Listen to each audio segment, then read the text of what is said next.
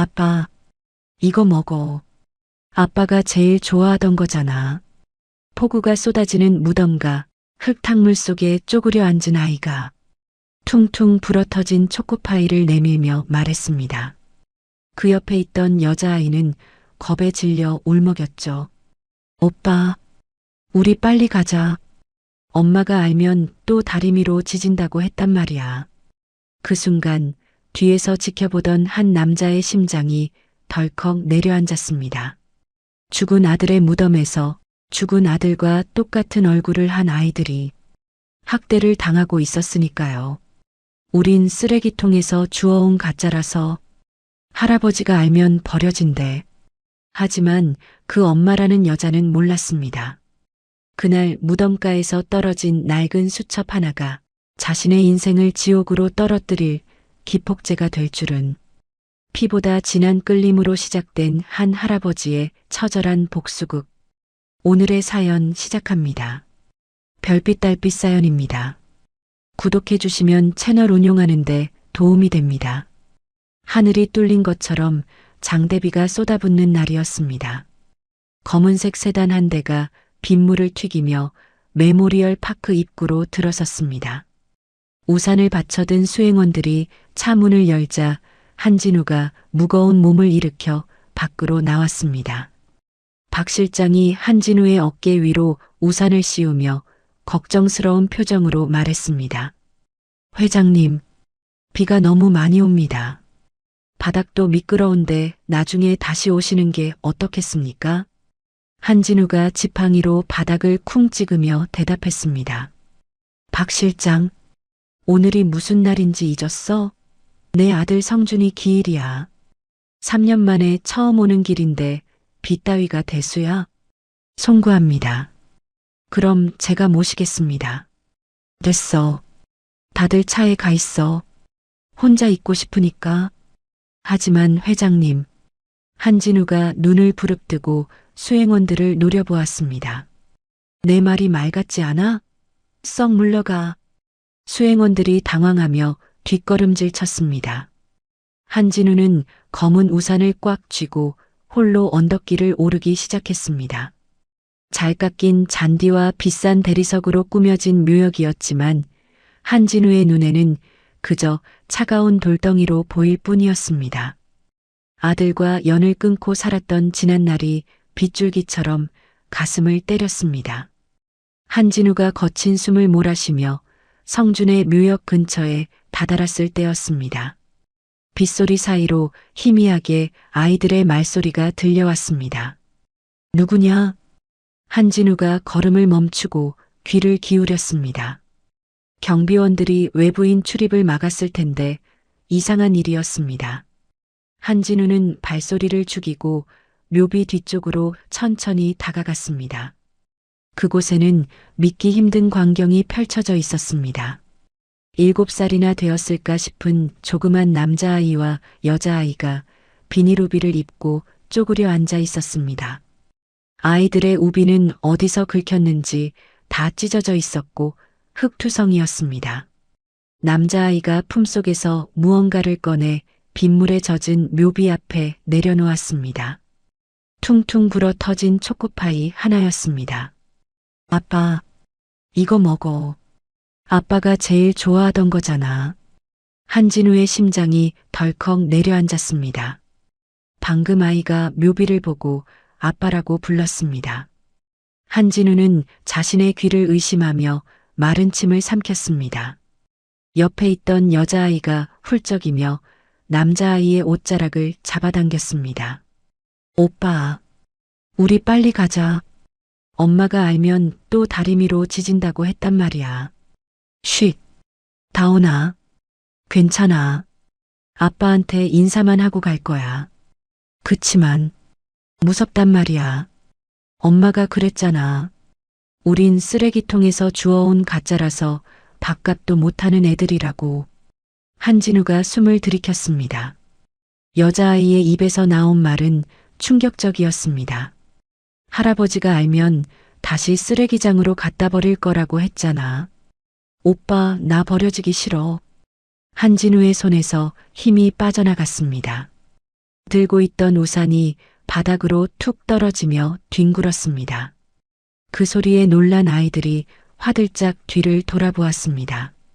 번쩍하고 천둥이 치며 아이들의 얼굴이 환하게 드러났습니다. 한진우는 그 자리에서 석상처럼 굳어버렸습니다. 남자아이 한가온의 눈매와 앙다문 입술이 죽은 아들 한성준의 어린 시절과 판박이었습니다. 한진우가 떨리는 입술을 달싹였습니다. 너희들 누구냐? 한진우가 아이들을 향해 한 발자국 내디뎠습니다. 하지만 아이들에게는 한진우가 자신들을 잡으러 온 무서운 괴물처럼 보였나 봅니다. 한가온이 한다온의 앞을 가로막으며 소리쳤습니다.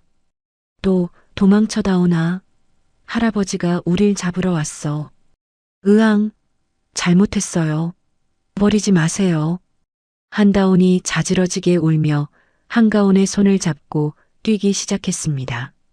아이들은 산비탈 쪽으로 쏜살같이 달아났습니다.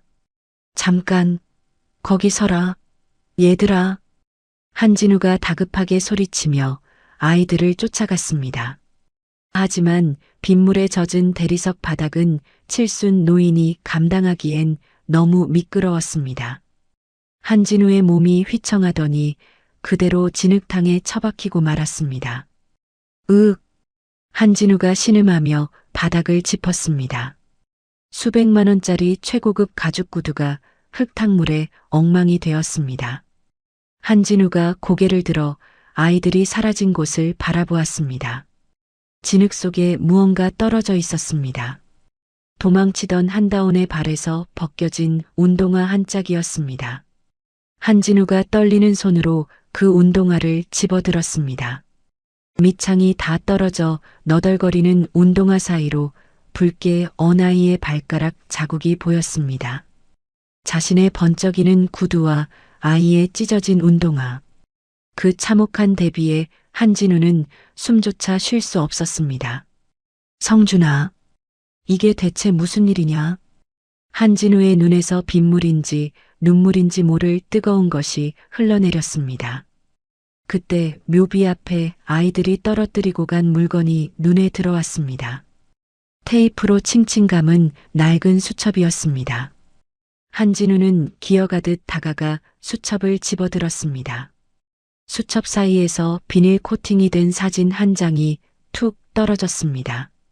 한진우가 흙 묻은 손으로 사진을 닦아냈습니다.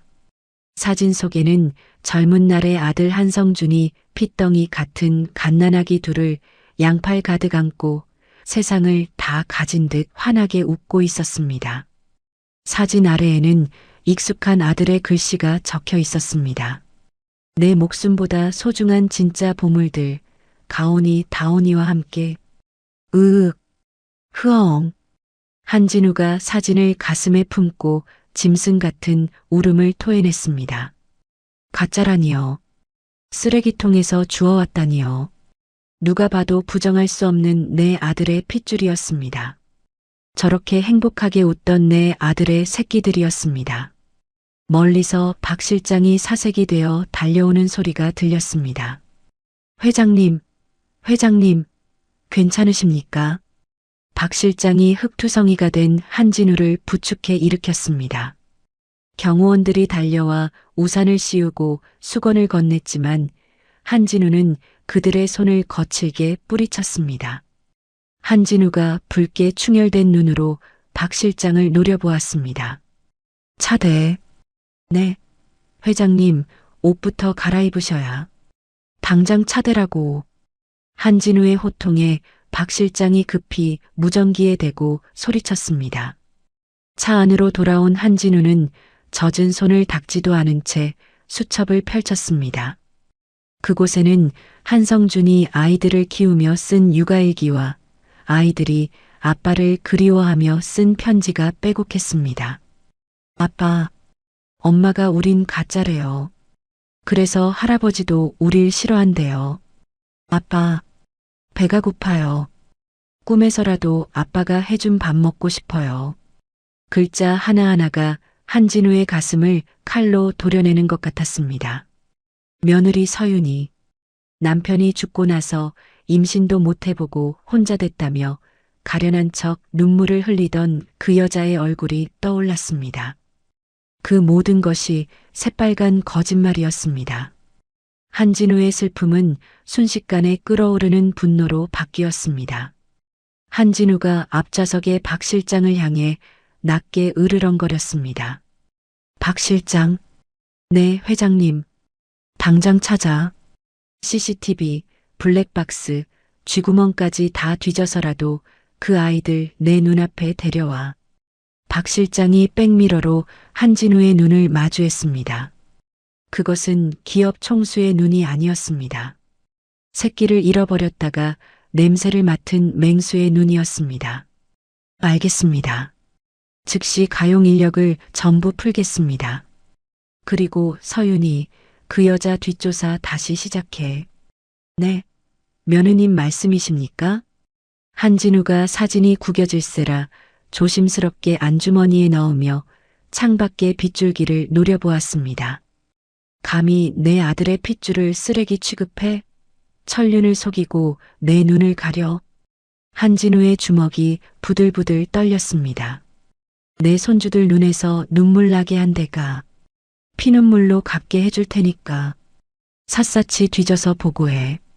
숨쉬는 횟수까지 전부 다.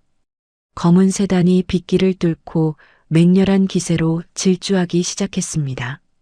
죽은 아들의 무덤에서 한진우라는 할아버지의 처절한 복수국이 막을 올리고 있었습니다. 한성그룹 본사 회장실의 공기는 무겁게 가라앉아 있었습니다. 한진우는 젖은 옷을 갈아입지도 않은 채 창밖을 내려다보고 있었습니다. 박 실장이 조심스럽게 다가와 두툼한 서류 봉투 하나를 책상 위에 올려놓았습니다. 회장님, 지시하신 서윤희 씨의 최근 행적입니다. 한진우가 거칠게 봉투를 집어들어 내용을 쏟아냈습니다. 사진 수십 장이 와르르 쏟아져 나왔습니다. 백화점 VIP룸에서 명품 가방을 고르는 모습, 불법 도박장에서 칩을 산더미처럼 쌓아두고 웃는 모습들이 적나라하게 찍혀 있었습니다. 남편 잃고 식음을 전폐하고 산다더니 사진 속 여자는 세상 누구보다 화려하고 즐거워 보였습니다.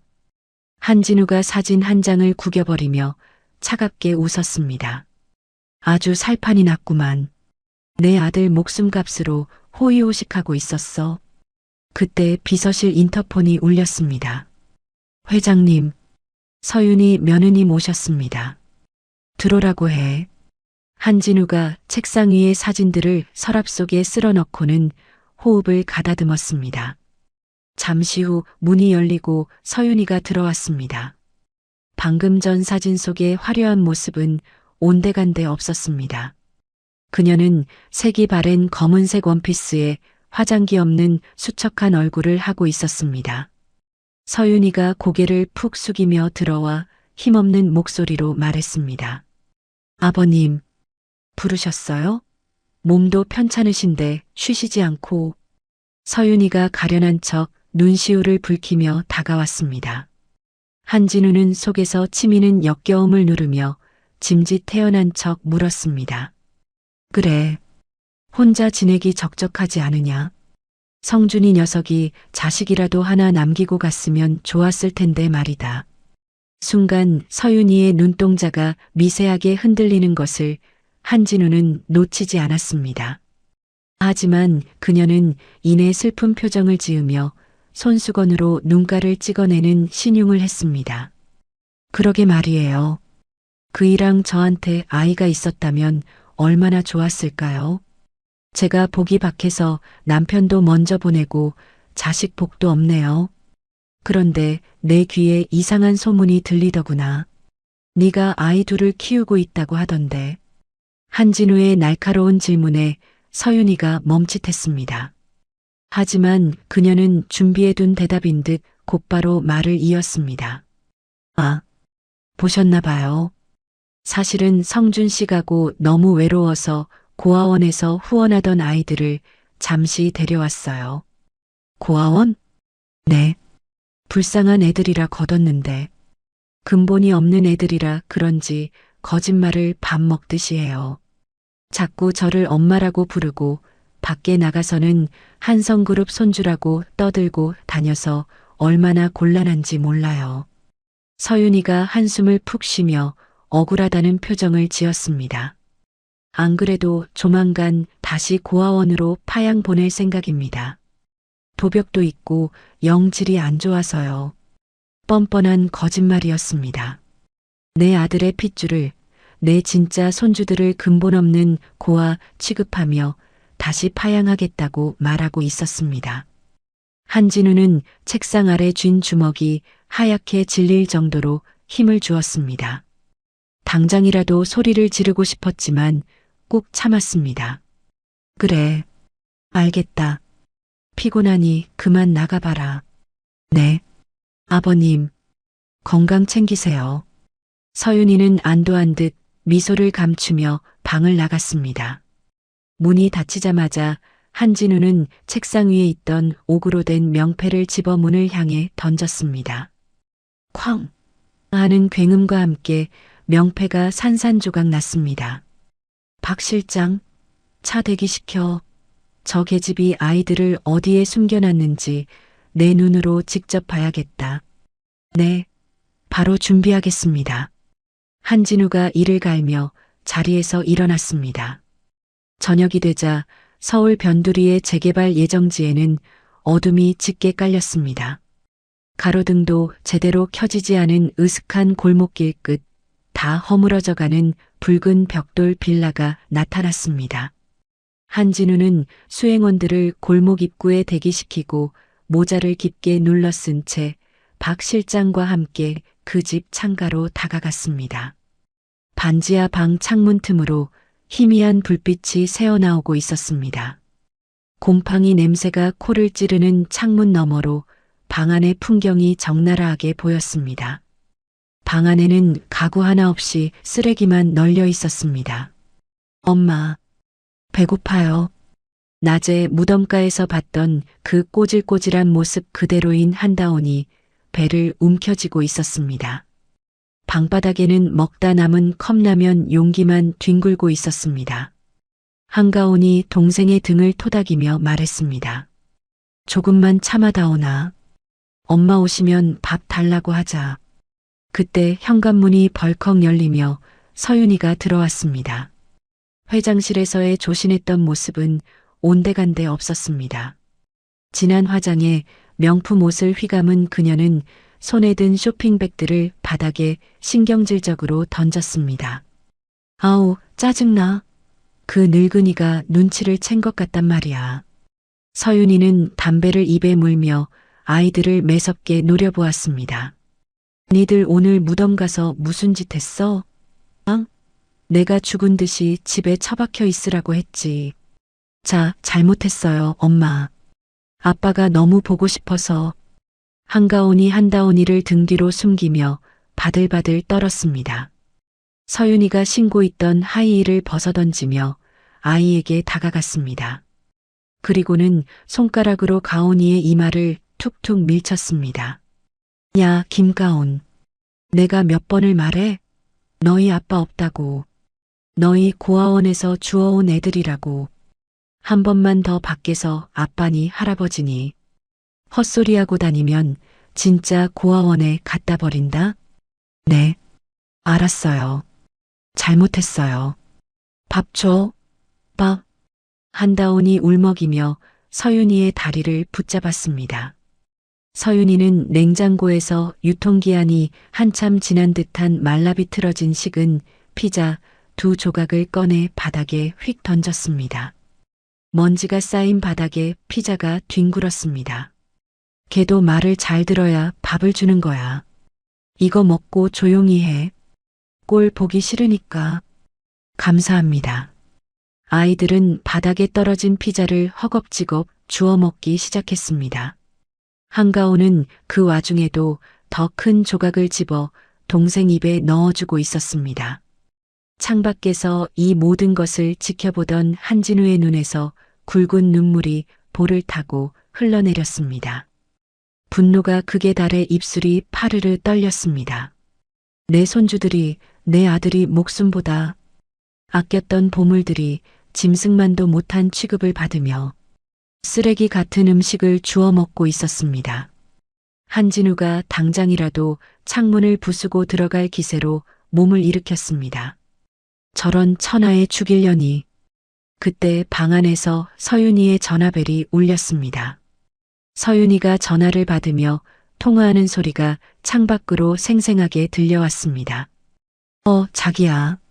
나 오늘 한몫 챙겼잖아. 근데 한 회장 그 늙은이 촉이 보통이 아니야. 아무래도 낌새를 챈 것 같아. 서윤이가 낄낄거리며 말을 이었습니다. 안 되겠어. 내일 새벽에 애들 데리고 지방에 있는 무허가 시설로 뜰 거야. 거기 숨겨두면 귀신도 못 찾을걸? 유산 상속받을 때까지는 인질로 데리고 있어야지. 박 실장이 현관으로 돌진하려는 한진우의 팔을 급히 붙잡았습니다. 회장님, 멈추십시오. 이거 놓게. 내 새끼들이 저런 꼴을 당하고 있는데 보고만 있으란 말인가. 박 실장이 다급하게 속삭였습니다. 지금 들어가시면 저 여자가 아이들을 데리고 도주할 수도 있습니다. 방금 들으셨잖습니까? 내일 새벽에 움직인다고 했습니다. 지금 놓치면 영영 못 찾을 수도 있습니다. 그럼 어쩌란 말이야. 확실한 증거와 경찰 병력을 동원해서 내일 새벽에 덮쳐야 합니다. 법적으로 꼼짝 못하게 만들어야 아이들을 안전하게 데려올 수 있습니다. 제발 조금만 참으십시오. 한진우는 끓어오르는 울분을 삼키며 거친 시멘트 벽을 짚었습니다. 벽을 긁어내리는 그의 손톱 사이로 피가 배어 나왔습니다. 방 안에서는 서윤이가 TV 소리를 크게 키우고 아이들에게 소리쳤습니다. 시끄러워. 조용히 안 해? 밥 처먹었으면 구석에 가서 잠이나 자. 아이들은 구석에 웅크리고 앉아 서로를 꼭 껴안았습니다. 한진우의 눈빛이 차갑게 가라앉았습니다. 그것은 더 이상 감정에 휘둘리는 노인의 눈이 아니었습니다. 기업 사냥꾼들을 도륙내던 냉혹한 승부사의 눈빛이 돌아왔습니다. 그래. 오늘 밤만 즐거워해라. 그 웃음이 비명으로 바뀌는 데는 하루도 걸리지 않을 테니까. 한진우가 어둠 속으로 몸을 돌렸습니다. 반지하의 희미한 불빛이 그의 등 뒤로 길게 그림자를 드리웠습니다. 폭풍 전야의 밤이 깊어가고 있었습니다. 다음 날 아침 8시 한성그룹 본사 로비는 출근하는 직원들로 분주했습니다. 그 사이로 허름한 옷차림의 한 남자가 안내 데스크 앞에서 보안 요원들과 실랑이를 벌이고 있었습니다. 죽은 한성준의 대학 동기이자 유전자 연구원인 강민수 박사였습니다. 제발 회장님을 한 번만 뵙게 해주세요. 성준이가. 아니, 한 전무님이 남기신 물건이 있다고요. 약속 없이는 절대 안 됩니다. 자꾸 이러시면 경찰 부릅니다. 나가세요. 보안 요원들이 강민수를 짐짝처럼 끌어내려는 찰나 엘리베이터 문이 열리며 서윤이가 걸어 나왔습니다. 그녀는 상속 절차를 마무리 짓기 위해 변호사들을 대동하고 오는 길이었습니다. 강민수를 발견한 서윤이의 얼굴이 백지장처럼 하얗게 질렸습니다. 강민수? 강민수가 서윤이를 보고 소리쳤습니다. 서윤이, 너 잘 만났다. 네가 인간이야? 성준이가 너 때문에 어떻게 죽었는데. 서윤이는 즉시 표정을 표독스럽게 바꾸며 보안팀장에게 꽥 소리를 질렀습니다. 뭐 하는 거예요? 당장 저 사람 내쫓지 않고. 저 사람 죽은 제 남편 이름 팔아서 돈 뜯어내려는 사기꾼이에요. 서윤이, 너 당장 그 더러운 입 다물지 못해? 입 안 닥쳐? 어디서 행패야? 여보세요. 경찰 불러요. 저 미친 스토커 당장 유치장에 쳐넣으라고요. 서윤이는 강민수가 가슴에 꼭 껴안고 있는 가방을 뺏으려고 달려들었습니다. 그 가방 안에 자신의 파멸이 들어있음을 직감했기 때문입니다. 로비는 순식간에 아수라장이 되었습니다. 강민수가 바닥에 내동댕이 쳐지고 서윤이가 회심의 미소를 지으며 가방을 낚아채려는 순간이었습니다. 멈춰라. 로비의 공기를 얼어붙게 만드는 중후한 목소리가 들려왔습니다. 2층 난간에서 이 모든 상황을 지켜보고 있던 한진우 회장이었습니다. 한진우는 천천히 계단을 내려왔습니다. 그의 뒤로 박 실장과 건장한 경호원들이 병풍처럼 따르고 있었습니다. 서윤이가 당황하며 급히 머리를 매만졌습니다. 아, 아버님, 출근하십니까? 놀라셨죠? 웬 미친 사람이 난동을 부려서. 서윤이가 억지 웃음을 지으며 강민수의 가방을 등 뒤로 숨기려 했습니다. 하지만 한진우의 시선은 서윤이가 아닌 바닥에 쓰러져 입술이 터진 강민수에게 고정되어 있었습니다. 자네, 성준이 친구 강민수 아닌가? 회장님, 저를 기억하십니까? 강민수가 떨리는 목소리로 물었습니다. 기억하고 말고. 성준이가 유일하게 집에 데려와 밥을 먹였던 친구였지. 한진우의 눈빛이 천천히 서윤이에게로 향했습니다. 그 눈빛은 한겨울 서리빨처럼 차가웠습니다. 내 아들의 친구를 사기꾼 취급해? 그 가방 이리 내놔. 아버님, 그게 아니라 이 안에 든 건 조작된.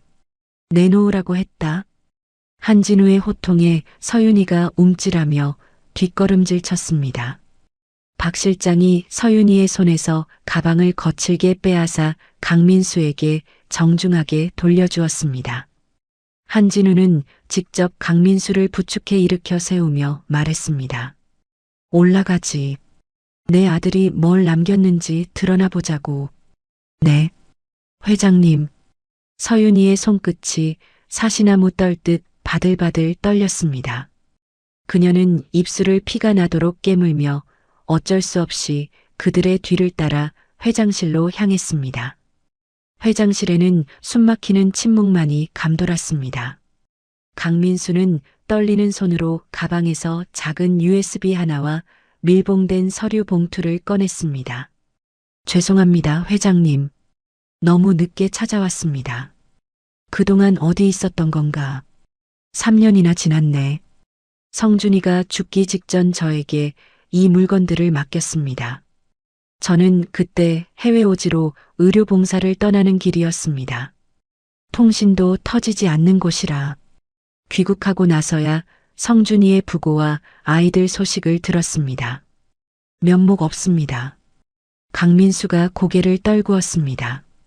한진우가 박 실장에게 눈짓하자 박 실장이 USB를 컴퓨터에 연결했습니다.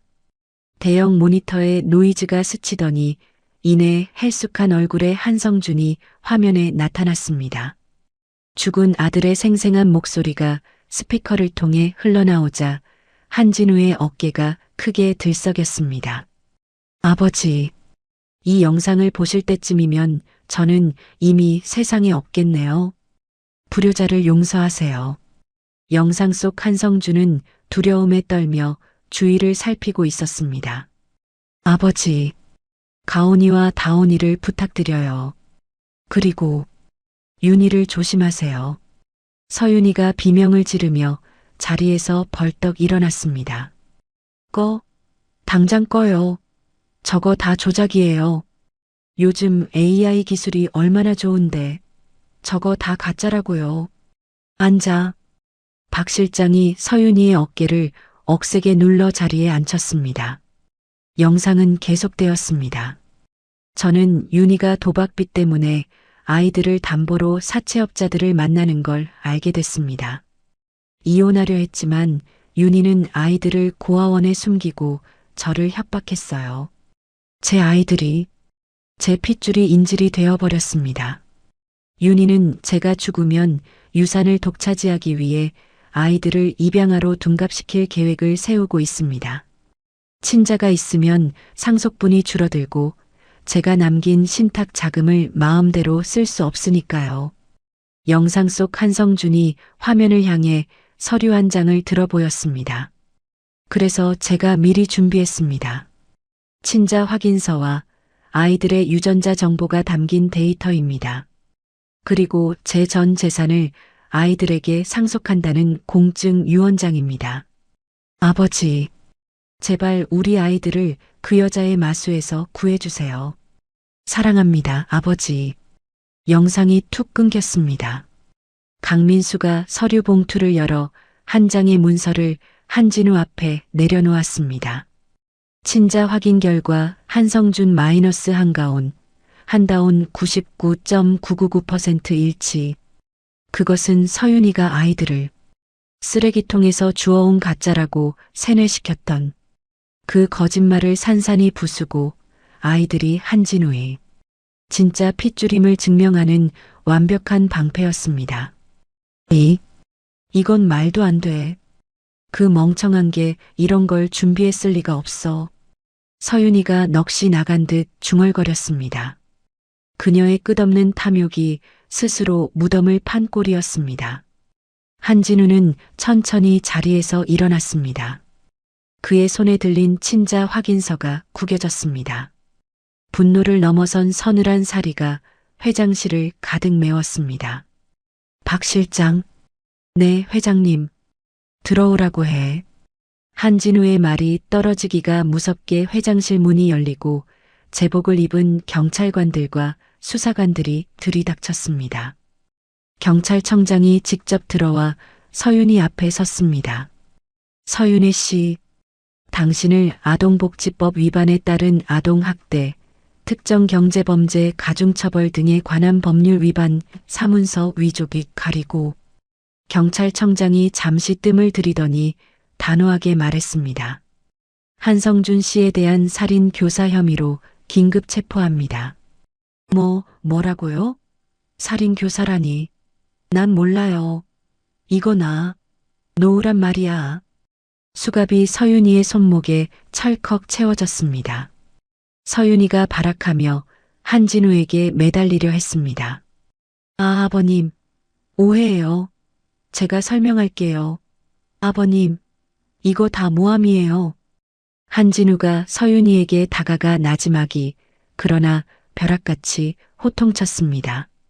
네가 감히 내 아들을 죽음으로 몰고 가고 내 손주들을 짐승 취급해? 네가 그토록 돈 단 한 푼도 주지 못하고 감옥에서 썩게 만들어주마. 당장 이 여자 끌어내. 안 돼. 내 돈, 내 유산. 경호원들에게 질질 끌려나가는 서윤이의 처절한 비명소리가 복도 끝까지 메아리 쳤습니다. 한진우는 다시 모니터 속 멈춰있는 아들의 얼굴을 어루만졌습니다. 화면 속 아들은 슬프게 웃고 있었지만 한진우의 눈에서는 굵은 눈물이 하염없이 흘러내렸습니다. 걱정 마라 성준아. 이제 아비가 지킨다. 내 목숨을 바쳐서라도. 법적인 걸림돌은 모두 사라졌습니다. 이제 남은 건 지옥 속에 남겨진 상처 입은 아이들을 구출하는 일뿐이었습니다. 한진우는 눈물을 닦으며 곧바로 외투를 집어들었습니다. 가자, 박 실장. 가온이 다온이 데리러 간다. 한진우의 발걸음에는 더 이상 망설임이 없었습니다. 오직 아이들을 품에 안겠다는 일념 하나로 그는 굳게 닫혀있던 회장실 문을 박차고 나갔습니다. 밖에는 어제 내리던 비가 그치고 구름 사이로 서광이 비치고 있었습니다. 경찰과 경호원들이 들이닥쳐 서윤이를 연행해 간 직후에 반지하 빌라는 폭격을 맞은 듯 난장판이었습니다. 이웃 주민들이 무슨 일인가 싶어 웅성거리며 창문 기웃거리는 소리가 들려왔습니다. 하지만 정작 집안에는 쥐 죽은 듯한 고요함만이 감돌았습니다. 지방 무허가 시설로 팔려갈 뻔했던 쌍둥이는 이 모든 상황이 너무나 무서웠습니다. 아이들은 곰팡이 핀 장롱 깊숙한 곳에 숨어 서로의 입을 틀어막은 채 바들바들 떨고 있었습니다.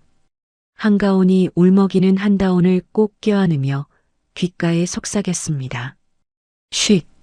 다온아. 소리내면 안 돼.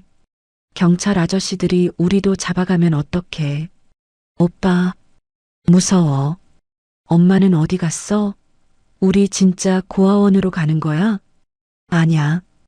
오빠가 지켜줄게. 아무 소리도 내지 마. 그때 밖에서 뚜벅뚜벅 구두 굽소리가 들려왔습니다. 그 소리는 점점 아이들이 숨어 있는 방 쪽으로 다가왔습니다. 아이들은 공포에 질려 눈을 질끈 감았습니다. 끼익 소리를 내며 낡은 장롱문이 열리고 눈부신 빛과 함께 거대한 그림자가 아이들을 덮쳤습니다. 여기 있었구나. 한진우였습니다. 그는 더 이상 냉철한 회장의 모습이 아니었습니다. 먼지가 수북한 장판 바닥에 최고급 양복 바지가 닿는 것도 아랑곳하지 않고 그는 아이들의 눈높이에 맞춰 무릎을 꿇었습니다. 역광에 가려 얼굴이 잘 보이지 않자 아이들은 더욱 겁을 먹었습니다. 잘못했어요. 고아원으로 보내지 마세요. 밥 조금만 먹을게요. 한가온이 한다온의 앞을 가로막으며 필사적으로 빌었습니다.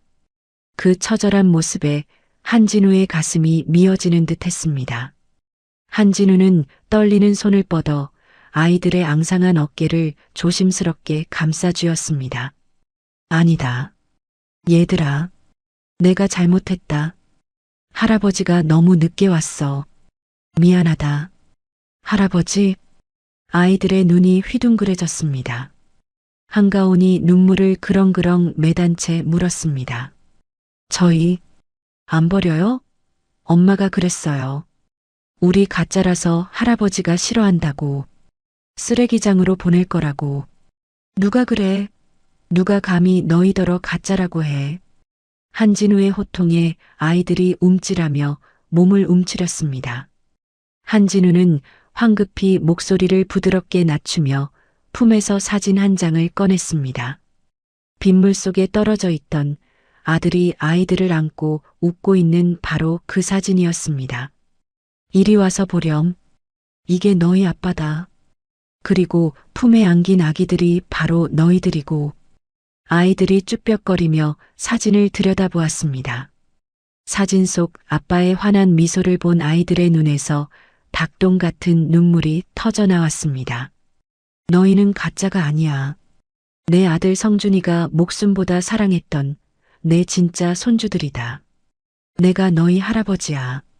진짜 우리 할아버지 맞아요? 우리 잡으러 온 거 아니에요? 그래. 이제 아무도 너희를 괴롭히지 못해.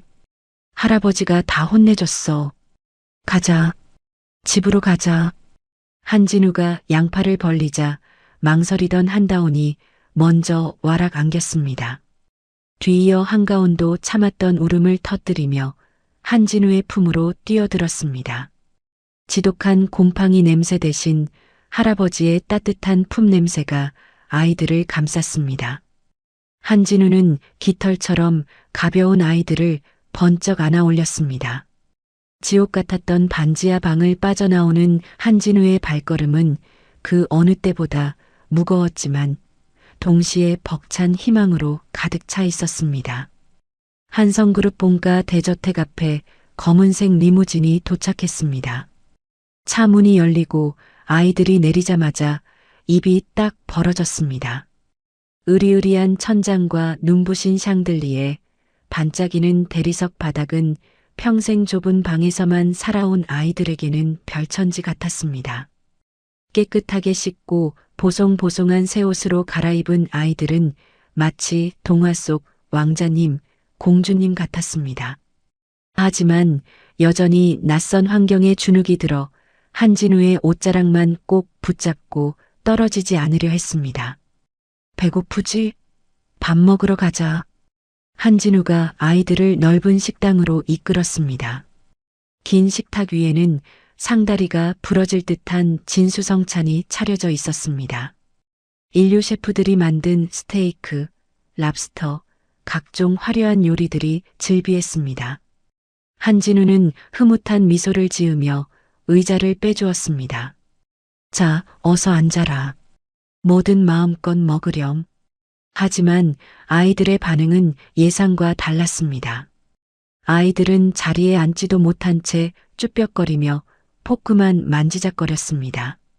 평생 컵라면과 찬밥, 식은 피자 조각만 주워 먹던 아이들에게 붉은 고깃덩어리와 집게발 달린 랍스터는 먹음직스럽기보다 무섭고 낯선 물건이었습니다.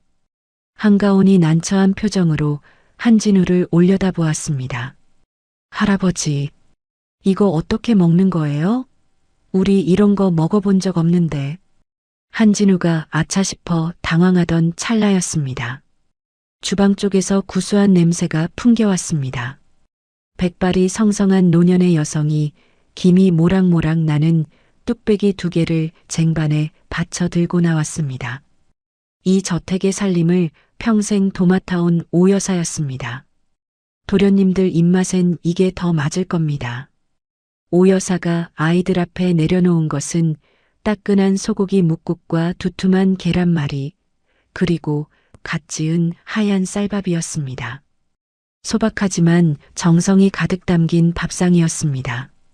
익숙하고 따뜻한 냄새에 아이들의 눈이 반짝였습니다. 이거 아빠 냄새다. 한다온이 코를 킁킁거리더니 숟가락을 들고 국물을 한 입 떠먹었습니다. 국물을 삼킨 한다온의 눈이 휘둥그레졌습니다.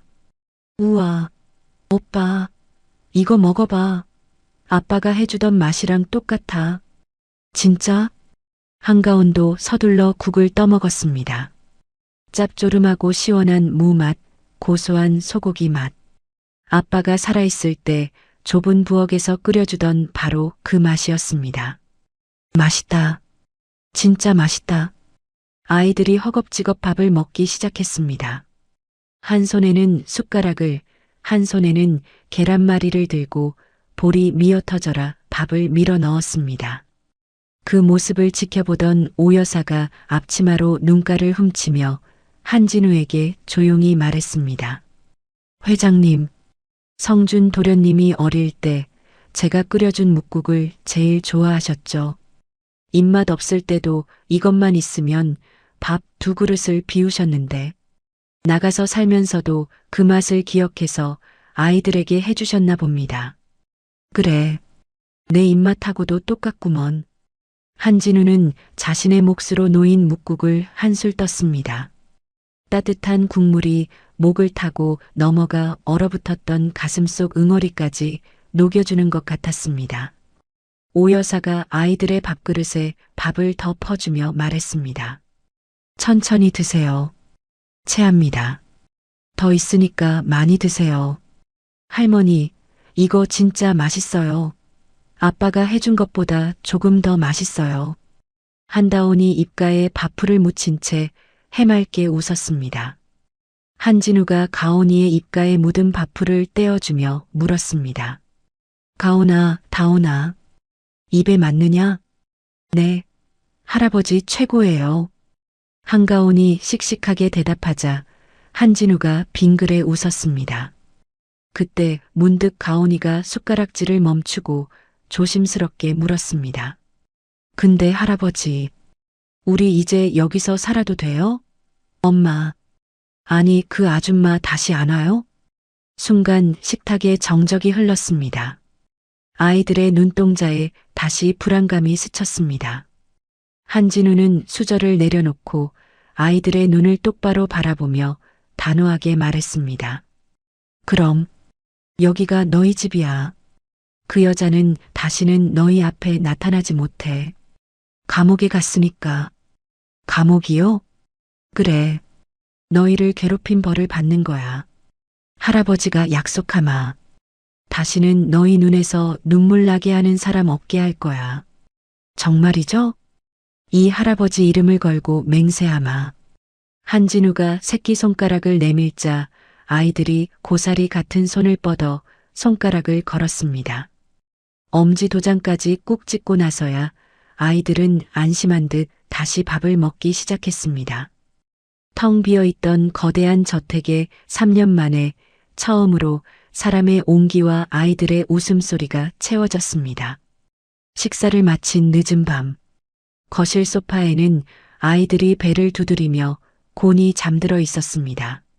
한진우의 왼쪽에는 가온이가, 오른쪽에는 다온이가 기대어 새근거리고 있었습니다. 아이들의 규칙적인 숨소리가 마치 자장가처럼 들려왔습니다. 한진우는 아이들이 깰까봐 숨소리조차 조심하며 아이들의 머리카락을 쓰다듬었습니다. 지옥에서 탈출한 아이들과 고독에서 탈출한 할아버지. 세 사람은 비로소 식구가 되었습니다. 한진우는 창밖의 달을 바라보며 속으로 중얼거렸습니다. 성준아, 보고 있느냐? 내 새끼들은 내가 지킨다. 부디 편히 쉬어라. 폭풍우가 지나간 밤하늘에는 별이 유난히 밝게 빛나고 있었습니다. 시간은 쏜살같이 흘러 어느덧 6개월이 지났습니다. 차가운 겨울바람이 물러가고 거리는 온통 벚꽃잎이 눈송이처럼 흩날리는 따뜻한 봄이 되었습니다. 한성그룹 창립 50주년 기념 행사가 열리는 호텔 대연회장은 정재계 인사들과 취재진으로 발 디딜 틈이 없었습니다. 사람들의 관심은 온통 한진우 회장이 오늘 공개한다는 손주들에게 쏠려 있었습니다. 들으셨습니까? 한 회장이 숨겨둔 손주들을 데리고 나온답니다. 입양하라는 소문도 있던데 사실일까요? 핏줄도 아닌 아이들에게 경영권을 물려줄 리가 없잖습니까? 여기저기서 수군거리는 소리가 들려왔습니다. 잠시 후 장례 안내 방송과 함께 조명이 어두워지고 무대 위로 스포트라이트가 쏟아졌습니다. 웅장한 음악과 함께 문이 열리고 한진우가 모습을 드러냈습니다. 그리고 그 양옆에는 몰라보게 달라진 한가온과 한다온이 서 있었습니다. 와! 장내에서 탄성이 터져 나왔습니다. 6개월 전 곰팡이 핀 반지하 방에서 떨던 아이들의 모습은 온데간데 없었습니다. 한가온은 몸에 딱 맞는 검은색 턱시도를 입고 머리를 깔끔하게 넘겨 의젓한 도련님 같았고 하얀 드레스를 입은 한다온은 마치 하늘에서 내려온 천사처럼 사랑스러웠습니다. 한진우가 마이크 앞에 서자 장내가 조용해졌습니다. 바쁘신 와중에 참석해 주신 귀빈 여러분, 감사합니다.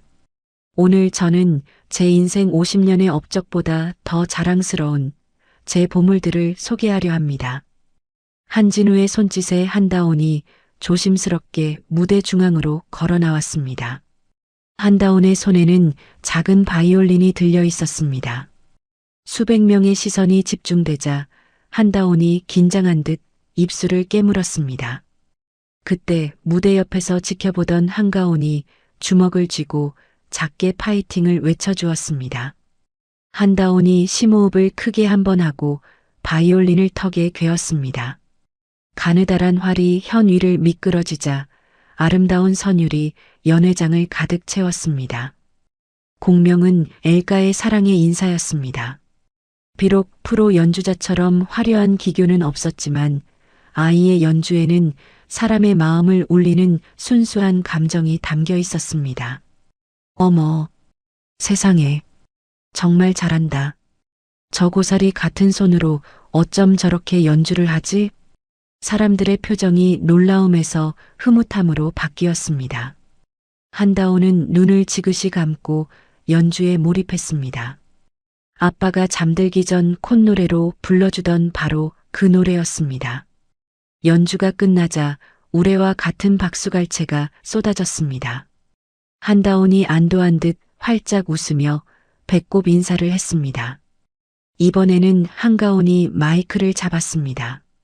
원고도 없이 단상에 선 7살 아이의 모습에 사람들이 숨을 죽였습니다. 안녕하십니까? 한가온입니다. 또랑또랑한 목소리가 스피커를 통해 울려 퍼졌습니다. 저는 처음에 할아버지가 아주 무서운 분인 줄 알았습니다. 뿔 달린 도깨비 같을 거라고 생각했어요. 객석에서 크크거리는 웃음소리가 터져나왔습니다. 한진우도 짐짓 헛기침을 하며 멋쩍게 웃었습니다. 하지만 저희 할아버지는 세상에서 제일 따뜻한 분입니다. 아빠가 하늘나라로 가고 나서 매일 울기만 했는데 할아버지가 우리에게 웃는 법을 다시 알려주셨습니다. 한가온이 잠시 말을 멈추고 한진우를 바라보았습니다. 아빠가 늘 말씀하셨습니다. 진짜 힘은 사람을 귀하게 여기는 마음에서 나온다고요. 할아버지와 함께 그 마음을 배우며 부끄럽지 않은 사람이 되겠습니다. 감사합니다. 완벽했습니다. 화려한 미사여구는 없었지만 아이의 진심이 담긴 짧은 연설은 어른들의 가슴을 뭉클하게 만들었습니다. 한진우가 다가와 가온이와 다온이의 어깨를 감싸 안았습니다. 카메라 플래시가 번개처럼 터지기 시작했습니다. 들으셨습니까? 이 아이들은 제 죽은 아들이 세상에 남긴 가장 위대한 유산이자 한성그룹의 미래입니다. 제 전 재산과 경영권은 오직 이 아이들에게만 승계될 것입니다. 이상입니다. 한진우의 단호한 선언에 장내가 술렁거렸습니다. 세상이 가짜라고 손가락질하던 아이들이 가장 높은 곳에서 진짜로 인정받는 순간이었습니다. TV 생중계 화면 하단에는 한성그룹 3세 경영 승계 공식화 완벽한 핏줄 입증이라는 자막이 흘러갔습니다. 행사가 끝난 오후 한진우의 리무진이 다시 그곳으로 향했습니다. 프라이빗 메모리얼 파크였습니다.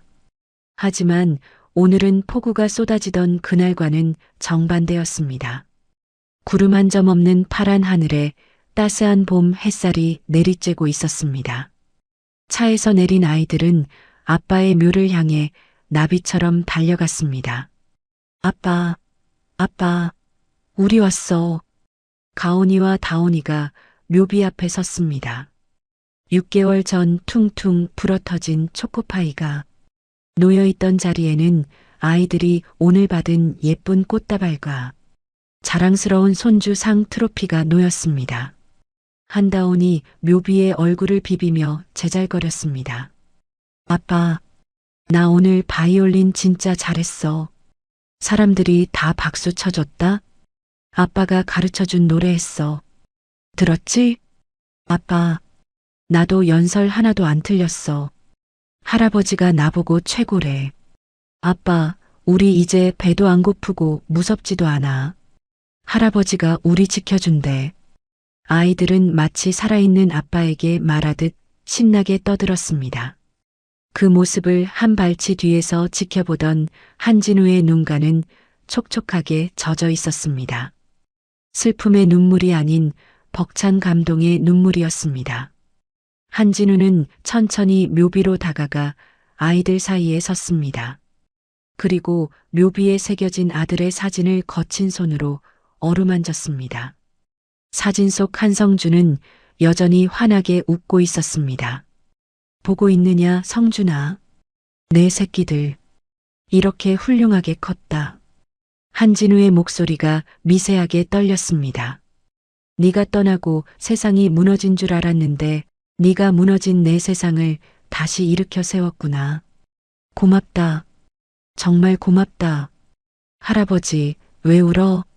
한다온이 고사리 같은 손으로 한진우의 눈물을 닦아주었습니다. 아니다. 좋아서 그런다. 너무 좋아서. 헤헤. 우리도 좋아. 할아버지 사랑해. 한다온과 한가온이 한진우의 허리를 끌어안았습니다. 한진우도 양팔을 벌려 두 아이를 꽉 품에 안았습니다.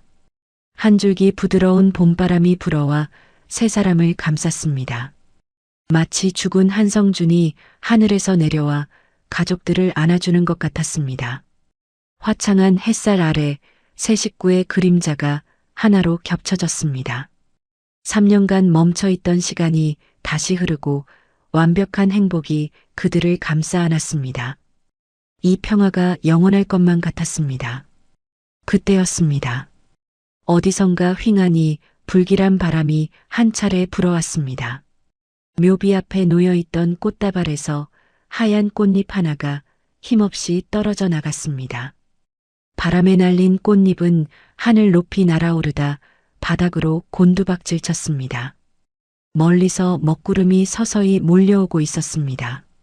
웃고 있는 세 사람의 행복한 모습 뒤로 검은 그림자가 소리 없이 다가오고 있었습니다. 계절은 어느덧 봄을 지나 녹음이 우거진 초여름으로 접어들었습니다. 한성그룹 본가 정원에는 따가운 햇살 아래 매미 소리가 시원하게 울려 퍼지고 있었습니다. 한진우는 정원 파라솔 아래 앉아 한가온과 체스를 두고 있었습니다. 한다온은 그 옆 잔디밭에서 강아지와 함께 공을 던지며 까르르 웃고 있었습니다. 평화롭기 그지없는 주말 오후였습니다.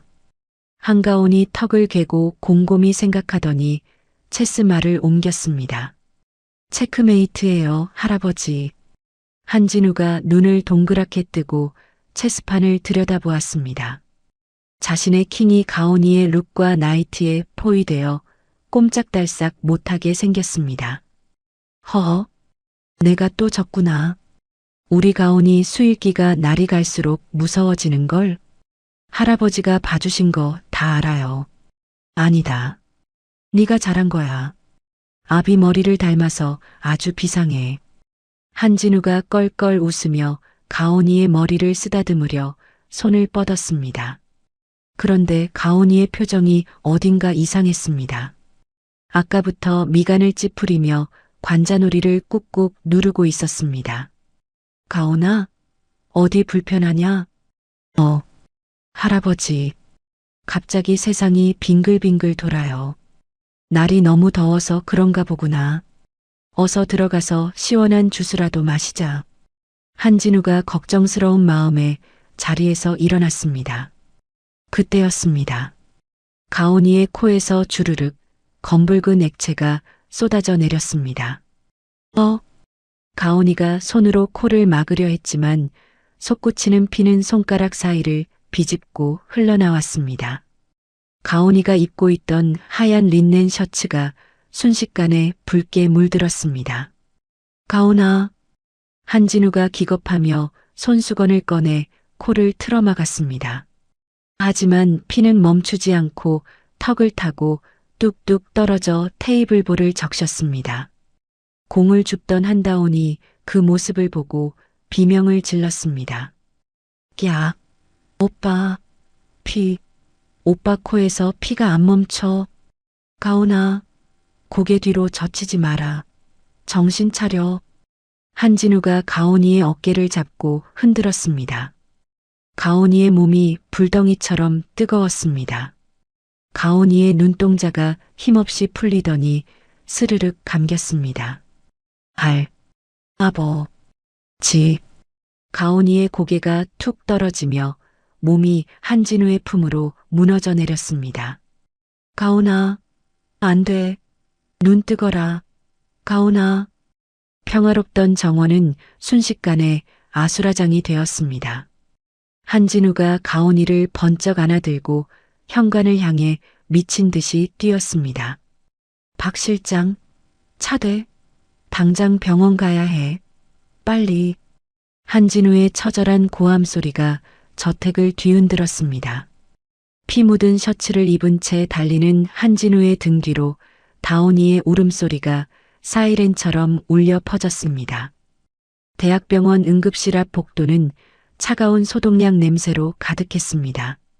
수술실의 붉은 등이 꺼지길 기다리며 한진우는 초조하게 복도를 서성였습니다. 그의 셔츠에는 가온이가 쏟은 피가 검게 말라붙어 있었지만 옷을 갈아입을 생각조차 하지 못했습니다. 의자에 앉은 오 여사가 한다온을 꼭 끌어안고 함께 울고 있었습니다.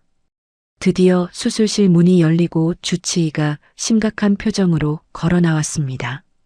한진우가 지팡이를 내던지고 의사에게 달려들었습니다. 어떻게 됐소? 내 손주놈 왜 저러는 거요?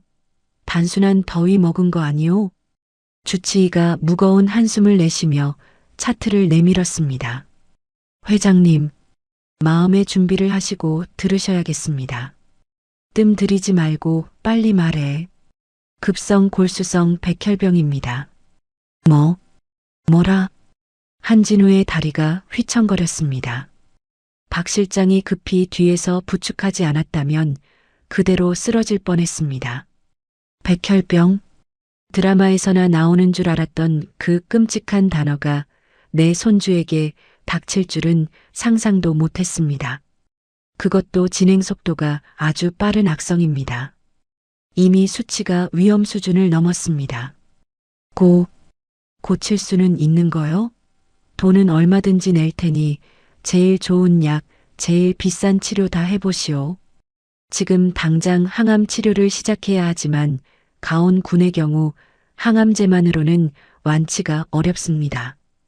근본적인 치료를 위해선 조혈모세포, 그러니까 골수 이식이 시급합니다. 골수? 내 거 주면 되잖아. 당장 나부터 검사해. 내 뼈를 깎아서라도 줄 테니까.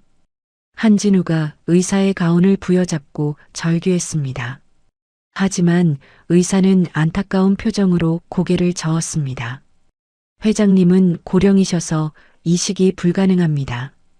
게다가 직계 가족이라도 부모가 아니면 유전자가 일치할 확률이 희박합니다. 그럼 어쩌란 말이오? 저 어린 것을 그냥 죽게 두란 말이오.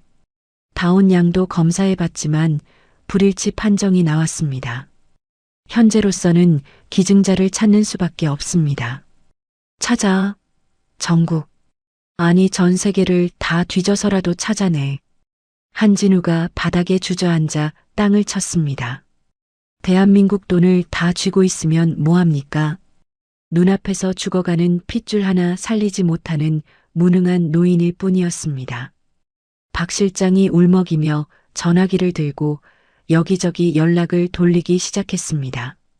며칠 뒤 병원 특실, 무균실 유리창 너머로 가온이가 누워 있었습니다. 독한 항암 치료 때문에 그 윤기나던 머리카락이 다 빠져버린 민머리에 산소호흡기를 달고 힘겹게 숨을 몰아쉬고 있었습니다. 한진우는 유리창에 손을 대고 하염없이 눈물을 흘렸습니다. 그때 병실 문이 벌컥 열리고 박 실장이 새파랗게 질린 얼굴로 들어왔습니다. 회장님, 큰일 났습니다. 조용히 해라. 애깬다. 골수 기증자 찾았어? 그게 아닙니다. 지금 뉴스 좀 보셔야겠습니다. 박 실장이 떨리는 손으로 병실 벽에 걸린 TV를 켰습니다. 뉴스 속보 자막이 붉은색으로 번쩍이고 있었습니다. 단독 보도 한성그룹 한진우 회장, 치매 앓고 있나? 입양아 이용해 가짜 손주 쇼 의혹. 이게 무슨 개소리야. 앵커의 멘트와 함께 화면에 모자이크 처리된 한 여자의 인터뷰 영상이 나왔습니다. 음성 변조가 되었지만 한진우는 단번에 알아볼 수 있었습니다. 구치소에 수감 중인 며느리 서윤이었습니다. 그녀가 옥중에서 변호사를 통해 언론 플레이를 시작한 것이었습니다. 다쇼예요. 그 노인네가 아들 잃은 충격으로 치매기가 와서 오락가락해요. 제가 고아원에서 데려온 애들을 죽은 아들 핏줄이라고 착각하고 있다니까요. 유전자 검사요? 돈으로 매수했겠죠. 대한민국 재벌이 못하는 게 어디 있어요? 서윤이는 자신이 살기 위해 한진우의 건강 이상설을 퍼뜨려 그룹 전체를 흔들고 있었습니다. 화면 속 기자가 덧붙였습니다. 현재 한성그룹 주가는 이 소식으로 인해 폭락하고 있으며 주주들의 항의가 빗발치고 있습니다. 일각에서는 아이가 백혈병에 걸렸다는 사실조차 동정표를 얻기 위한 연극이 아니냐는 의혹이 제기되고 있습니다. 저런 천벌을 받으려니. 한진우가 리모컨을 TV를 향해 집어던졌습니다. 와장창 소리와 함께 액정이 깨졌습니다. 박 실장이 고개를 떨구며 보고했습니다. 지금 병원 로비에 기자들과 유튜버들이 진을 치고 있습니다. 가짜 손주 쇼를 중단하라며 시위대까지 몰려왔습니다. 이대로라면 가온 도련님 치료에도 차질이 생깁니다. 의료진 출입조차 막고 있는 상황입니다. 안으로는 아이의 생명이 꺼져가고 밖으로는 세상의 비난이 폭풍처럼 몰아치고 있었습니다. 사방이 꽉 막힌 도간의 든 쥐꼴이었습니다. 그때였습니다. 깨진 TV 소리와 밖의 소란스러움에 무균실 안의 가온이가 눈을 떴습니다. 가온이가 힘겹게 고개를 돌려 유리창 너머의 한진우를 바라보았습니다. 아버지. 산소 마스크 안에 서린 김 때문에 목소리가 잘 들리지 않았지만 입모양은 분명했습니다. 왜? 사람들이 화났어? 아이의 눈에 두려움이 가득했습니다.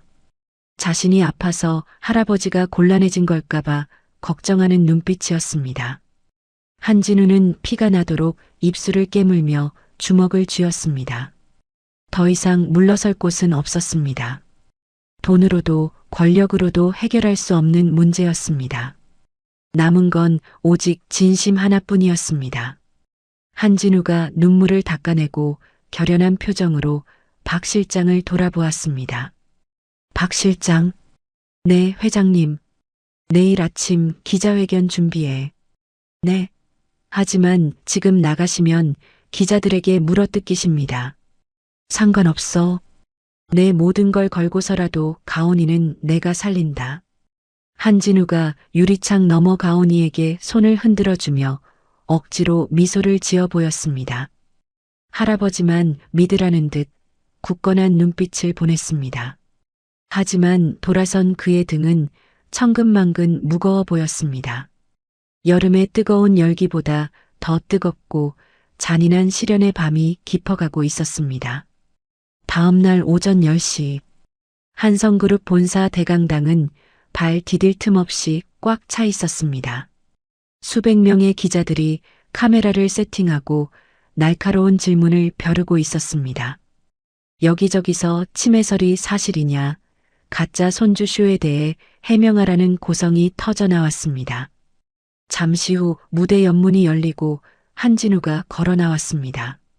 그는 평소 즐겨 입던 최고급 맞춤 정장 대신 낡고 수수한 양복을 입고 있었습니다. 박 실장이 옆에서 부축하려 했지만 한진우는 손을 저어 거절하고 혼자 단상으로 향했습니다. 기자들이 일제히 플래시를 터뜨리며 마이크를 들이댔습니다. 회장님, 침해설이 사실입니까? 입양한 아이들을 친손주라고 속인 게 맞습니까? 질문들이 화살처럼 쏟아졌습니다. 한진우는 단상 위에 준비된 마이크 앞에 섰습니다. 하지만 그는 원고를 읽는 대신 마이크를 뽑아들고 단상 아래로 천천히 걸어 내려왔습니다. 그리고 수많은 카메라 앞에서 털썩 무릎을 꿇었습니다.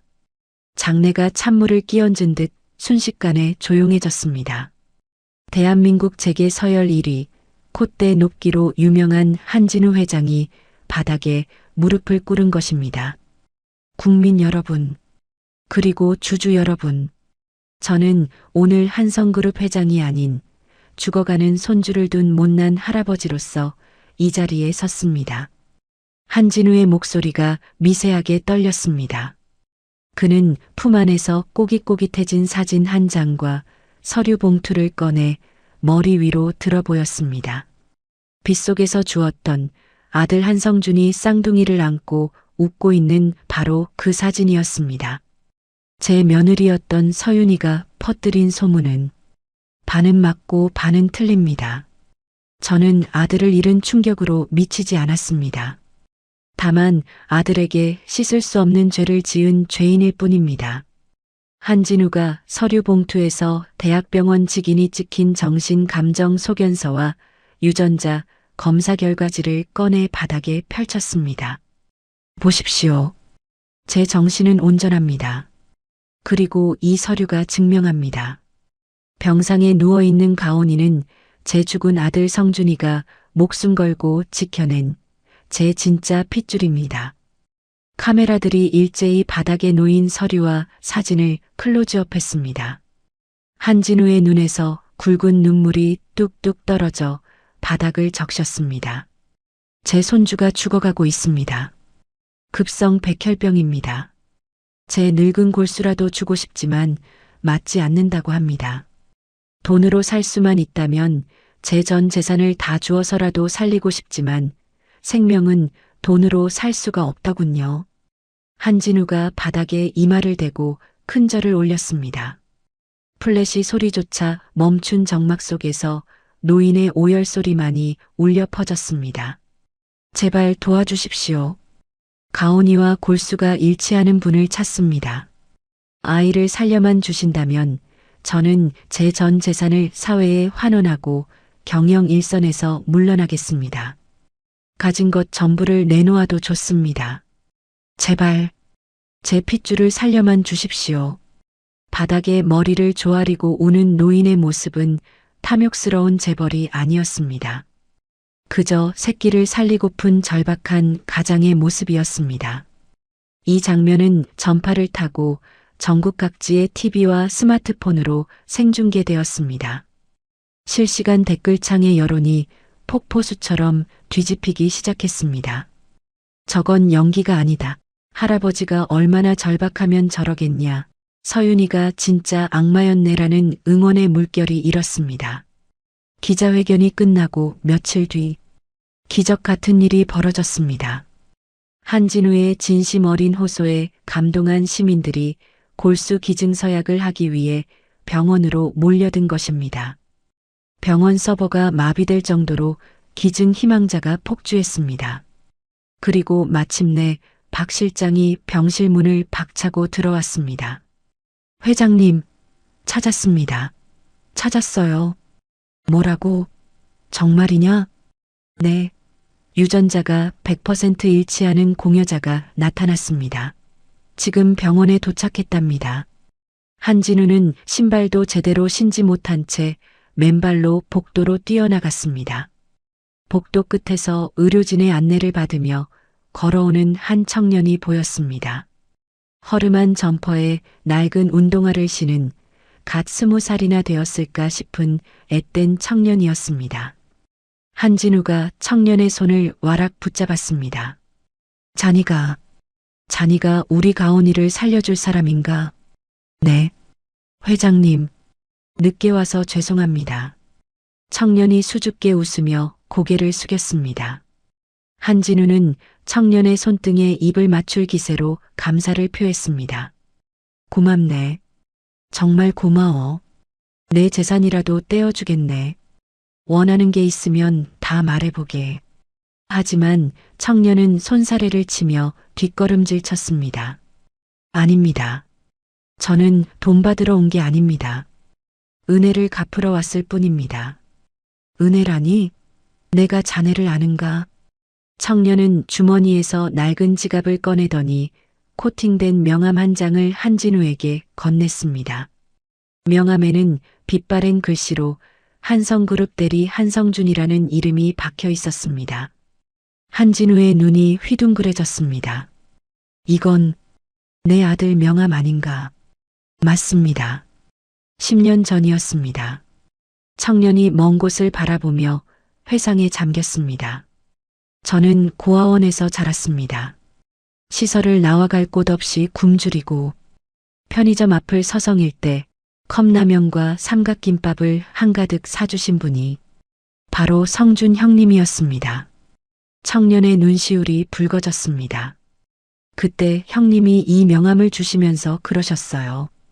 힘들면 연락해라. 형이 밥은 안 굶게 해줄게라고요. 덕분에 검정고시도 보고 대학까지 갔습니다. 형님 소식을 듣고 절망했는데 뉴스에서 형님의 아들이 아프다는 걸 보고 바로 달려왔습니다. 한진우는 명함을 가슴에 품고 하염없이 눈물을 흘렸습니다. 자신이 매몰차게 내쫓았던 아들이 세상의 가장 낮은 곳에서 뿌려놓은 선한 씨앗이었습니다. 그 작은 씨앗이 10년이라는 세월을 지나 거대한 나무가 되어 아들의 아들을 구하러 온 것입니다. 이것은 우연이 아니었습니다. 죽은 아들이 보내준 마지막 선물이었습니다. 성준아, 네가 살렸구나. 네가 가온이를 살렸어. 한진우가 청년을 으스러져라 끌어안았습니다. 청년도 한진우의 등을 토닥이며 함께 울었습니다. 일주일 후 수술실 앞. 수술 중이라는 붉은 램프가 켜져 있었습니다. 복도 의자에는 한진우와 한다온, 오여사 그리고 청년의 친구들까지 모두 모여 간절히 기도하고 있었습니다. 시간이 얼마나 흘렀을까요? 드디어 램프가 꺼지고 수술실 문이 열렸습니다. 마스크를 벗으며 나오는 주치의의 얼굴에 땀방울과 함께 미소가 번져 있었습니다. 축하드립니다. 이식은 아주 성공적입니다. 거부 반응도 전혀 없습니다. 가온군, 이제 살았습니다. 와! 한다온이 환호성을 지르며 한진우의 품에 안겼습니다. 긴장이 풀린 한진우는 그 자리에 주저앉아 엉엉 소리 내어 울었습니다. 박 실장이 손수건으로 눈물을 훔치며 로비에 있는 TV를 가리켰습니다. 회장님, 저기 뉴스 좀 보십시오. TV 화면에는 속보 무고죄 추가 서윤이 검찰 송치라는 자막이 흐르고 있었습니다. 죄수복을 입고 포승줄에 묶인 서윤이가 교도관들에게 끌려 나오고 있었습니다. 마스크로 얼굴을 가렸지만 그녀의 눈빛은 여전히 도끼로 가득 차 있었습니다. 호송차에 오르려는 순간 분노한 시민들이 던진 날개란이 서윤이의 얼굴에 정통으로 날아와 터졌습니다. 아! 노란 계란물을 뒤집어 쓴 서윤이가 비명을 지르며 차 안으로 구겨지듯 밀려 들어갔습니다. 아기는 처절하게 몰락했고 선희는 기적을 이뤄냈습니다. 한진우는 그 모습을 보며 깊은 안도의 한숨을 내쉬었습니다. 며칠 뒤 회복실. 머리를 빡빡 깎았지만 혈색이 돌아온 한가온이 침대에 앉아 있었습니다. 유리창 너머로 한진우와 한다온이 손을 흔들었습니다. 한다온이 바이올린을 꺼내 들었습니다. 가온이가 가장 좋아하는 곡 오버 더 AIMBOW였습니다. 아름다운 바이올린 선율이 병원 복도에 울려 퍼졌습니다. 비온 뒤에 무지개가 뜨듯 고통의 터널을 지난 가족에게 진짜 봄이 찾아오고 있었습니다. 창밖으로 쏟아지는 눈부신 햇살이 한진우의 주름진 얼굴을 따뜻하게 비추었습니다. 시간은 다시 흘러 1년이라는 세월이 지났습니다. 어느 화창한 봄날 아침 8시 한성그룹 비서실은 아침부터 발칵 뒤집혔습니다. 중요한 임원회의가 30분도 남지 않았는데 회장 한진우가 감쪽같이 사라졌기 때문입니다. 비서들이 사색이 되어 전화기를 붙들고 발을 동동 구르고 있었습니다. 실장님, 어떡합니까? 회장님 핸드폰도 꺼져 있습니다. 댁에도 안 계신다는데요? 혹시 납치라도 당하신 거 아닐까요? 하지만 박 실장은 태평하게 커피를 마시며 시계를 확인했습니다. 걱정들 마세요. 지금 회장님은 회사 일보다 훨씬 더 중요한 업무를 수행 중이십니다. 네, 그게 무슨... 화면이 바뀌고 장소는 서울의 한 초등학교 앞 횡단보도였습니다. 노란색 녹색 아버지의 조끼를 입고 한 손에는 정지라고 쓰인 깃발을 든 백발의 노인. 다름 아닌 한진우였습니다. 그는 대한민국 제1위 총수의 근엄한 표정 대신 호루라기를 입에 물고 비장한 표정으로 차들을 막아서고 있었습니다. 자, 멈추세요. 아이들 건너갑니다. 스톱? 한진우가 호루라기를 삑 하고 불며 깃발을 힘차게 내렸습니다. 출근길 바쁜 차량들이 노인의 기세에 눌려 얌전히 멈춰 섰습니다. 신호가 바뀌자 책가방을 맨 아이들이 병아리 떼처럼 우르르 횡단보도를 건넜습니다. 회장님, 아니 할아버지, 안녕하세요. 지나가던 아이들이 한진우를 알아보고 배꼽 인사를 했습니다. 한진우가 허리를 숙이며 인자하게 웃었습니다. 그래, 그래. 차 조심하고 공부 열심히 해라. 그때 저 멀리서 익숙한 목소리가 들려왔습니다. 할아버지. 교복을 입은 한가온과 한다온이 손을 흔들며 달려오고 있었습니다. 1년 전 병색이 완연했던 가온이는 이제 머리숱이 까맣게 자라 있었고 키도 한 뼘이나 더 커서 씩씩해 보였습니다. 다온이는 양갈래머리를 찰랑거리며 한진우의 품으로 뛰어들었습니다. 할아버지, 오늘도 나왔어? 허허, 당연하지. 우리 강아지들 등굣길은 이 하레비가 지켜야지. 한진우가 다온이의 흐트러진 앞머리를 정리해 주었습니다. 가온이가 짐짓 어른스러운 표정으로 말했습니다. 할아버지, 다리 안 아프세요? 박 실장 아저씨가 할아버지 무릎 안 좋다고 걱정하던데. 괜찮다. 너희들 얼굴만 보면 아픈 것도 싹 달아나니까. 헤헤. 참 할아버지, 오늘 학교 끝나고 잊으면 안 돼. 다온이가 한진우의 새끼손가락을 걸며 눈을 반짝였습니다. 떡볶이 사주기로 했잖아. 순대랑 튀김도. 잊을 리가 있나. 박 실장한테 학교 앞 분식집 통째로 예약해두라고 했다. 우와, 역시 우리 할아버지 최고. 신호등이 깜빡거리기 시작했습니다. 자, 어서 들어가라. 지각하겠다. 네, 이따 봐요. 아이들이 학교 정문을 향해 힘차게 뛰어갔습니다. 지나가던 학부모들이 수군거리는 소리가 들렸습니다. 저 할아버지, 진짜 한성그룹 회장님 맞아? 매일 아침마다 저러시네. 손주 사랑이 지극하시다잖아. 뉴스 봤어? 전 재산사회 환원 약속도 다 지키시고 요즘은 기부활동만 하신대. 한진우는 사람들의 시선을 의식하지 않고 멀어지는 아이들의 뒷모습이 보이지 않을 때까지 손을 흔들었습니다. 그의 얼굴에 핀 주름 하나하나에 편안함과 행복이 깃들어 있었습니다. 기업의 주가는 예전보다 떨어졌을지 몰라도 한진우 인생의 주가는 지금이 상한가였습니다. 그날 저녁 한성그룹 본가 식당. 1년 전만 해도 정막이 흐르던 거대한 식탁은 이제 왁자지껄한 웃음소리로 가득 차 있었습니다. 오늘의 저녁 메뉴는 가온이가 좋아하는 김치찌개와 다온이가 좋아하는 계란말이였습니다. 식탁 한편에는 특별한 자리가 마련되어 있었습니다. 죽은 아들 한성준의 영정사진 대신 그가 생전에 환하게 웃고 있는 일상 사진이 액자에 담겨 놓여 있었습니다. 그리고 그 앞에는 김이 모락모락 나는 따뜻한 밥 한 공기와 수저가 가지런히 놓여 있었습니다. 마치 성준도 함께 식사하는 것처럼 말입니다. 할아버지, 나 오늘 받아쓰기 100점 맞았다? 선생님한테 칭찬받았어. 가온이가 시험지를 흔들며 자랑했습니다. 나도 음악 시간에 리코더 불어서 박수 받았어. 친구들이 나보고 음악 천재래.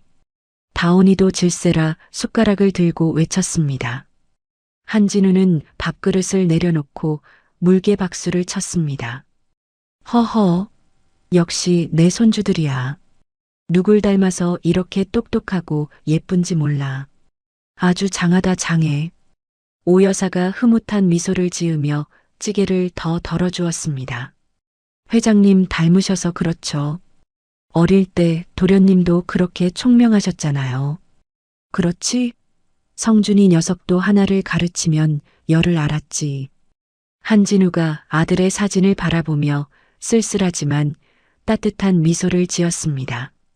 그때 문득 밥을 먹던 가온이가 수저를 멈추고 한진우를 빤히 바라보았습니다.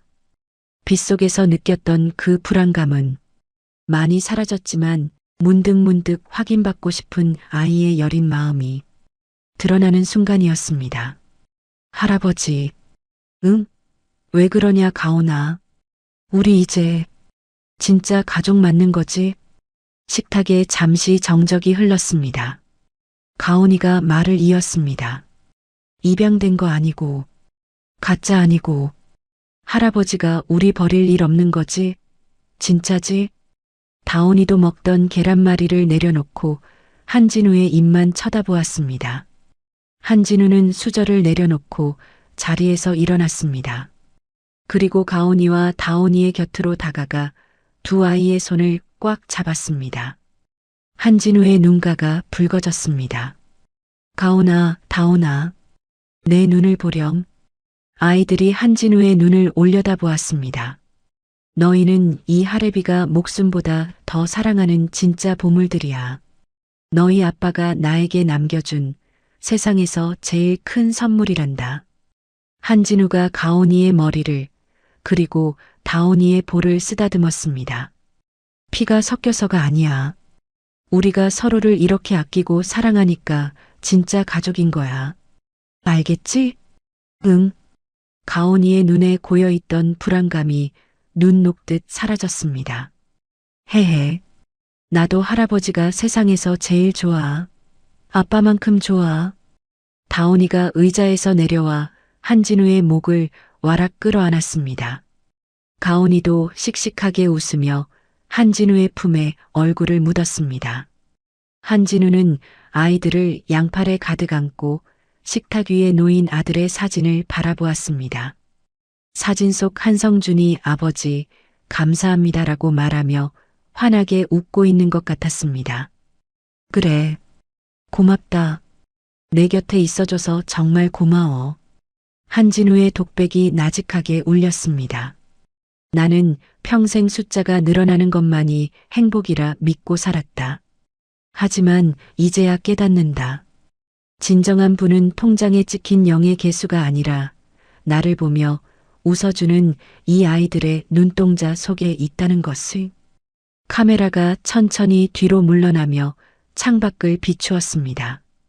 따뜻한 불빛이 새어나오는 저택의 거실 창문 너머로 서로를 끌어안고 웃고 있는 세 사람의 모습이 그림처럼 담겼습니다. 밤하늘에는 수많은 별들이 보석처럼 반짝이고 있었습니다. 그 별빛 아래에서 아이들의 까르르거리는 웃음소리가 밤 공기에 은은하게 퍼져나갔습니다. 화면이 서서히 어두워지며 엔딩 크레딧과 함께 쌍둥이의 성장 앨범 사진들이 파노라마처럼 스쳐 지나갔습니다. 학교에 입학하는 모습, 놀이공원에서 솜사탕을 든 모습, 그리고 할아버지와 함께 찍은 환한 가족 사진까지. 그렇게 그들의 새로운 봄은 영원히 계속될 것입니다. 돈과 권력이 세상의 전부인 줄 알았던 냉혈한 회장님이 작고 여린 손주들을 만나 비로소 사람의 온기를 깨닫게 되는 과정이 참 긴 여운을 남깁니다. 탐욕에 눈이 멀어 천륜을 저버린 아기는 결국 비참하게 몰락했지만 서로를 지키기 위해 모든 것을 내던진 가족에게는 기적 같은 봄날이 찾아왔네요. 비록 으리으리한 회장실보다 학교 앞 횡단보도가 더 어울리는 할아버지가 되었지만 엔딩 속 한 회장님의 미소는 그 어느 때보다 행복하고 부유해 보였습니다. 진정한 유산은 통장에 찍힌 숫자가 아니라 사랑하는 사람들과 함께 나누는 따뜻한 눈맞춤에 있다는 평범한 진리를 다시 한번 되새겨봅니다. 폭풍우를 견뎌낸 가온이와 다온이 그리고 할아버지가 만들어갈 앞으로의 날들에 영원히 무지개가 뜨기를 진심으로 응원합니다. 여러분의 가정에도 이런 따뜻한 사랑과 기적이 늘 함께 하시길 바랍니다. 이야기를 끝까지 들어주신 분이 계시다면 잘 들었다고 댓글 하나만 남겨주세요. 감사합니다.